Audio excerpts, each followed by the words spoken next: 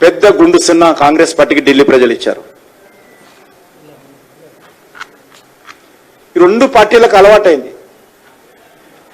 తెలంగాణలో గెలిస్తే రాహుల్ గాంధీ గొప్పతనం, కర్ణాటకలో గెలిస్తే రాహుల్ గాంధీ గొప్పతనం, హిమాచల్ ప్రదేశ్లో గెలిస్తే రాహుల్ గాంధీ గొప్పతనం, పార్లమెంట్ ఎన్నికల్లో ఓడిపోతే ఈవీఎంల తప్పు,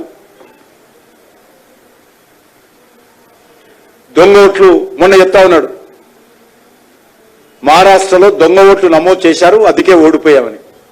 కనీసము ప్రజల తీర్పును శిరసావించడానికి సిద్ధం లేరు. ప్రజలు కాంగ్రెస్ పార్టీకి ఓటు వేయకపోతే ప్రజల తప్పు అన్నట్టుగా కాంగ్రెస్ పార్టీ అనేక రాష్ట్రాల్లో వివరిస్తూ ఉంది.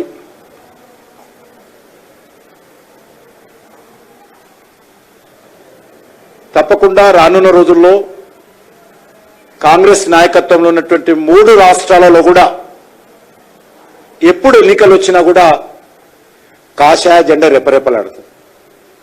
అది హిమాచల్ ప్రదేశ్ కావచ్చు, అది కర్ణాటక కావచ్చు,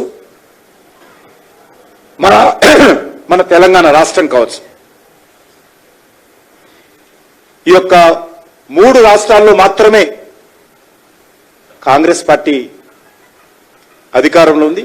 ఆ 3 రాష్ట్రాలలో కూడా ఎప్పుడు ఎన్నికలు వచ్చినా కూడా కాషాయ జెండా రెపరెపలాడడం అనేటువంటిది మరి తప్పదనే విషయాన్ని సందర్భంగా మనవిస్తా ఉన్నాను.